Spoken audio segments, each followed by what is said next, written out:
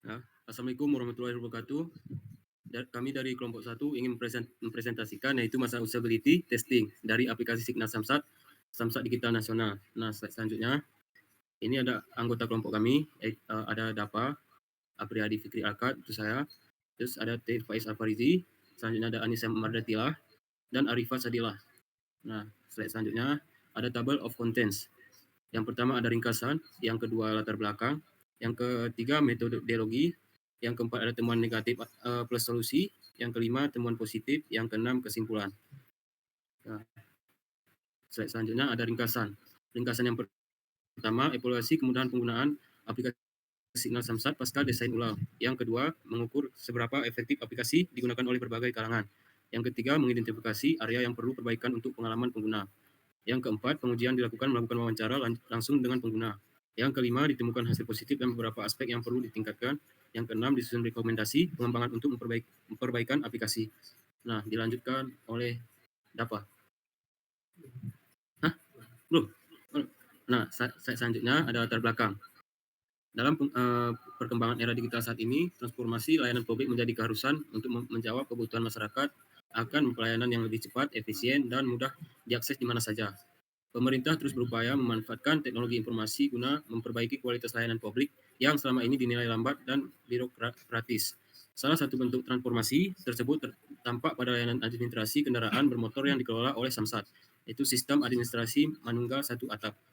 Nah, layanan ini memiliki peran penting dalam pengelolaan pajak kendaraan bermotor, pengesahan STNK, serta administrasi kepemilikan kendaraan.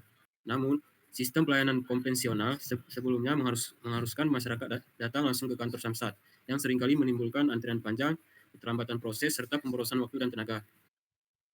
Nah, selanjutnya ada metodologi. Pengujian aplikasi Signal Samsat dilakukan melalui beberapa tahapan sebagai berikut. Yang pertama ada redesign prototype, yang kedua pembuatan test plan, yang ketiga wawancara lapangan, yang keempat pengumpulan dan pencatatan hasil. Selanjutnya dilanjutkan oleh Faiz Alfarizi. Nah, di slide selanjutnya yaitu persona. Ahmad Jaki. Pak Ahmad sudah bekerja sebagai tukang sol sepatu, ya, dikenal teliti, jujur, dan ramah dalam melayani pelanggan. Dengan pengalamannya, ia terbiasa memperbaiki berbagai jenis sepatu, dari sepatu kulit hingga sneakers, serta selalu menjaga kualitas hasil pekerjaannya agar pelanggannya puas dan kembali lagi. Nah, tujuannya memberikan layanan perbaikan sepatu yang cepat, rapi, dan berkualitas, membantu masyarakat agar sepatu mereka bisa digunakan kembali tanpa harus membeli sepatu baru, menambah penghasilan untuk kebutuhan keluarga, menjadi tukang sol yang dipercaya dan diandalkan oleh pelanggan, mendukung kebiasaan hemat dan ramah lingkungan melalui perbaikan barang. Masalah dari tukang sepatu ini adalah tidak punya waktu untuk membayar pajak saat tidak dapat menekan beberapa navigasi karena terlalu kecil, ukuran font terlalu kecil sehingga susah dilihat. Solusi membayar dari aplikasi Signal. Kami yang tekankan tombol yang navigasinya dapat kami bacakan untuk memberitahu user. Oke, selanjutnya adalah Faza Azaki. Faza adalah mahasiswa yang aktif menggunakan berbagai aplikasi digital untuk menunjang aktivitas sehari-hari seperti pembayaran online, transportasi, dan layanan publik. Ia terbiasa menggunakan smartphone untuk menyelesaikan berbagai urusan administrasi. Nah, masalahnya tidak punya waktu untuk membayar pajak ke Samsat. Kadang sulit memahami istilah teknis atau prosedural di aplikasi pemerintah. Solusinya membayar dari aplikasi Signal, kami yang jelaskan istilah teknisnya. Selanjutnya ada Salsabila Rizky Fona. Salsa adalah mahasiswa Fakultas Ilmu Sosial dan Politik yang terbiasa menggunakan aplikasi digital seperti e-commerce, mobile banking, dan layanan publik online. Karena jadwal kuliah yang padat, ia lebih memilih layanan yang cepat, praktis, dan mudah dipahami. Masalahnya, menganggap tampilan beberapa halaman terlalu banyak teks, sehingga terasa padat dan membingungkan. Solusinya, memberikan saran kepada tim penguji untuk meringkas teks dan memperbanyak penggunaan ikon atau poin penting, agar tampilan lebih ringan dan mudah dibaca. Selanjutnya ada Hilda. Hilda adalah ibu rumah tangga yang aktif menggunakan smartphone untuk aktivitas sehari-hari seperti berbelanja online, membayar tagihan, dan menggunakan layanan publik digital. Ia cukup terbiasa dengan aplikasi modern dan memiliki kemampuan adaptasi yang baik terhadap teknologi baru.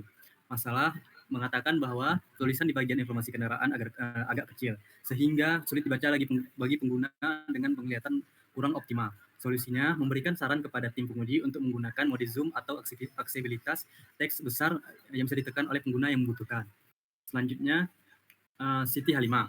Siti Halimah adalah seorang mahasiswa perhatikan PPL yang sedang melaksanakan kegiatan praktik mengajar di di sekolah. Ia dikenal disiplin, sabar dan komunikatif dalam membimbing siswa. Dengan semangat belajar yang tinggi, ia aktif mengembangkan metode pembelajaran yang menarik dan interaktif agar siswa lebih mudah memahami materi. Masalahnya, terlalu banyak langkah untuk menyelesaikan satu tugas di aplikasi. Navigasi tidak konsisten di setiap halaman. Aplikasi sering lambat merespon perintah pengguna.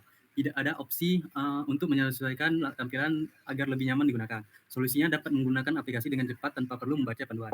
Memiliki tampilan yang sederhana dan mudah dipahami oleh semua kalangan. Menerima notifikasi langsung saat ada pembaruan penting. Bisa menyesuaikan tampilan aplikasi sesuai preferensi pribadi, tema, ukuran teks, dan lain-lain. Selanjutnya dilanjutkan oleh teman saya. Itu udah Pak. Selanjutnya di sini ada Pak Abdi. Telah bekerja sebagai satpam sekolah selama lebih dari 10 tahun. Ia disiplin, tegas, namun tetap ramah. Masalah yang biasa ia temukan, kesulitan memahami beberapa fitur.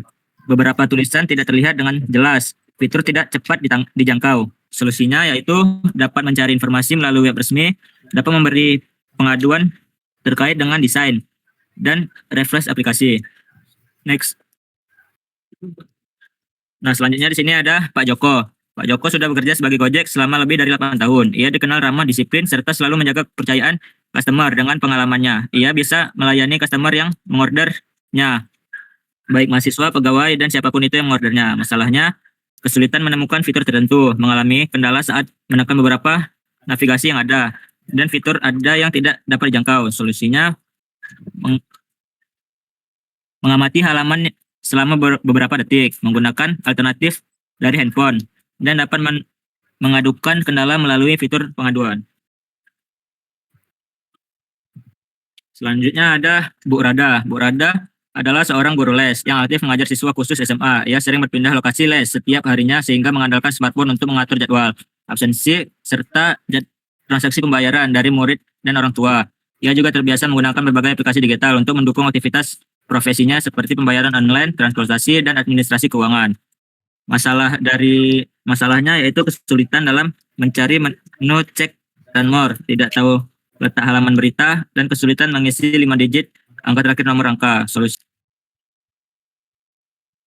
Nah, aktivitas dari aspek usability-nya, yang pertama ada seberapa lama pengguna dapat menyelesaikan proses pendaftaran akun hingga berhasil login aplikasi. Metriknya yaitu dapat diselesaikan dalam waktu 4 menit atau lebih dari 4 menit. Yang kedua ada apakah pengguna dapat menemukan dan menambahkan data kendaraan tanpa mengalami kebingungan, metriknya mudah atau sulit. Yang ketiga ada apakah pengguna dapat membaca dan memahami peraturan yang ada dalam aplikasi dengan jelas, metriknya jelas atau kurang jelas. Yang keempat ada berapa lama pengguna dapat menemukan fitur cek status kendaraan bermotor, metriknya dapat ditemukan dalam waktu 3 menit atau lebih dari 3 detik. Yang kelima, apakah pengguna dapat memperbarui data profil mereka dengan lancar tanpa error, metriknya bisa atau tidak bisa.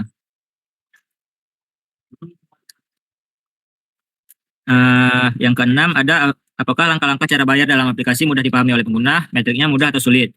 Yang ketujuh ada apakah pengguna dapat menemukan informasi mengenai lokasi dan jadwal pelayanan Samsat, metriknya dapat ditemukan dalam waktu 5 detik atau lebih dari 5 detik. Yang ke-8 apakah pengguna dapat menemukan jawaban dari pertanyaan umum di halaman FAQ tanpa bantuan tambahan, metriknya bisa atau tidak bisa. Selanjutnya apakah pengguna dapat melihat riwayat transaksi dan status pembayaran dengan mudah, metriknya mudah atau sulit. Selanjutnya, apakah pengguna dapat mengirim laporan atau pengaduan tanpa kendala teknis, metriknya berhasil atau gagal. Selanjutnya, apakah pengguna dapat membaca berita dengan jelas, metriknya jelas atau tidak jelas. Dan yang terakhir, apakah pengguna dapat menemukan menu eKTP dengan cepat, metriknya dapat ditemukan dalam waktu 3 detik atau lebih dari 3 detik. Selanjutnya dilanjutkan oleh teman saya Anissa Mardatila. Nah, selanjutnya itu adalah terkait tentang temuan negatif beserta solusinya. Nah, di halaman pertama itu adalah halaman login. Masalahnya adalah output dari menu login ini adalah halaman pendaftaran, yang seharusnya halaman pendaftaran itu berada di menu daftar akun. Hal ini menyulitkan pengguna yang sudah memiliki akun untuk login karena halaman login tidak tersedia. Solusinya adalah perbaiki halaman login agar output yang diberikan itu sesuai, seperti menampilkan halaman login, dan memperbaiki halaman daftar akun untuk menambahkan halaman daftar akun ke menu daftar akun. Selanjutnya ada di halaman daftar. Selanjutnya ada di halaman layanan digital. Nah, di halaman layanan digital ini terdapat beberapa fitur, yaitu ada ETBKP, e-pengesahan STNK, dan EKD. Nah, untuk fitur e-pengesahan STNK dan EKD ini tidak dapat ditekan atau saat ditekan tidak memberikan output apapun. Nah, hal ini akan membingungkan pengguna serta tidak memberikan informasi apapun kepada pengguna. Solusinya adalah memperbaiki fitur tersebut agar memberikan output yang sesuai, sehingga pengguna dapat mendapatkan informasi yang baik dan benar. Next.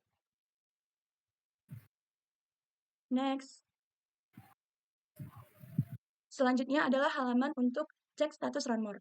Nah, ikon dari cek status run more ini membingungkan pengguna karena tampilannya itu terlihat seperti iklan. Jadi, beberapa pengguna itu tidak sadar bahwa itu adalah menu untuk cek status run more. Solusinya adalah gunakan ikon lain yang lebih sesuai dengan fungsi cek status run more, agar pengguna langsung dapat menemukan menu tersebut. Selanjutnya, ada di halaman berita. Pada menu berita ini, terletak di bagian bawah beranda, yang mana itu posisinya itu tersembunyi dan tidak tampak oleh pengguna. Dan selain itu juga tidak ada petunjuk bahwa halaman berita terdapat di bawah halaman beranda, sehingga pengguna kesulitan untuk menemukan halaman berita ini. Solusinya adalah menambahkan petunjuk yang memberitahukan bahwa halaman berita terletak di bawah beranda, sehingga ini memudahkan pengguna untuk menemukan halaman tersebut. Next.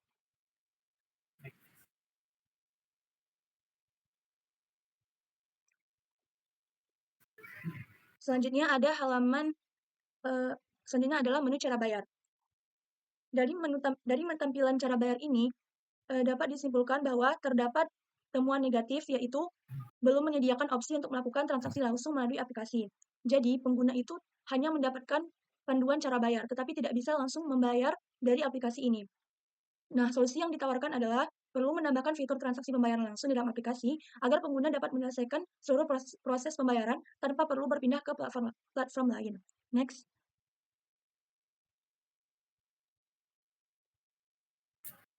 Nah, selanjutnya adalah temuan positif yang ada di prototipe kami. Yang pertama itu adalah halaman cek status run more.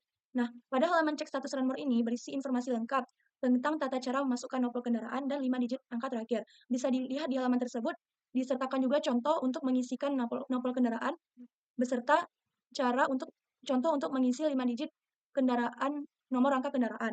Hal ini akan memudahkan pengguna yang baru untuk mengisi data tersebut. Selanjutnya ada di halaman data kepemilikan kendaraan bermotor, yang mana di sini fitur-fiturnya cukup lengkap karena terdapat fitur untuk menambahkan data kendaraan bermotor, jikalau ada pengguna yang ingin menambahkan data baru. Selanjutnya ada juga fitur untuk menghapus data yang lama jika saat pengisian data pengguna memasukkan data yang salah, sehingga pengguna tidak perlu kebingungan lagi, pengguna langsung bisa menghapus data sebelumnya dan membuat data yang baru. Selanjutnya akan dilanjutkan oleh Arifah. Temuan positif yang selanjutnya adalah pada halaman peraturan, yang dimana kelebihannya itu halaman peraturan memiliki fitur untuk melihat peraturan yang lebih detail. Hal ini sangat membantu pengguna dalam mendapatkan informasi yang lengkap terkait peraturan Polri, Permendagri, maupun Perpres. Dan selanjutnya pada halaman verifikasi kode OTP. Kelebihannya, halaman ini memasukkan kode OTP berisi informasi yang jelas seperti petunjuk bahwa kode OTP akan dikirimkan melalui SMS. Petunjuk ini membantu pengguna untuk menemukan kode OTP dengan cepat dan mudah sehingga proses memasukkan kode OTP berjalan dengan lancar tanpa kendala. Next. Selanjutnya pada halaman riwayat transaksi. Kelebihannya adalah memberikan informasi yang jelas dan tepat, seperti halaman sedang proses, kadaluarsa, dan selesai. Informasi ini memudahkan pengguna dalam membedakan transaksi mana saja yang sedang diproses, sudah kadaluarsa, dan sudah selesai diproses. Selain itu, juga terdapat informasi bahwa belum ada transaksi sehingga pengguna paham bahwa belum ada transaksi yang dilakukan. Next. Berdasarkan hasil pengujian usability, dapat disimpulkan bahwa proses evaluasi ini berhasil mengidentifikasi sejumlah kendala yang memengaruhi kenyamanan dan efektivitas pengguna dalam berinteraksi dengan aplikasi. Beberapa partisipan mengalami kesulitan dalam menemukan fitur tertentu, serta membutuhkan waktu lebih lama untuk menyelesaikan tugas yang diberikan. Selain itu, muncul rasa kebingungan pada beberapa tahap penggunaan yang menandakan adanya permasalahan pada struktur navigasi maupun desain antarmuka. Meskipun demikian, sebagian aspek aplikasi dinilai cukup baik, terutama oleh pengguna yang telah terbiasa menggunakan layanan serupa. Secara keseluruhan, temuan ini memberikan gambaran yang jelas mengenai area yang perlu ditingkatkan agar pengalaman pengguna menjadi lebih efisien dan intuitif. Nah, ini adalah dokumentasi dari kelompok kami. Selanjutnya saya kembalikan kepada moderator. Oke, terima kasih. Ini hasil dari presentasi kami. Bila ada kurang, kami mohon maaf. Wabillahi taufiq wal hidayah. Wassalamualaikum warahmatullahi wabarakatuh.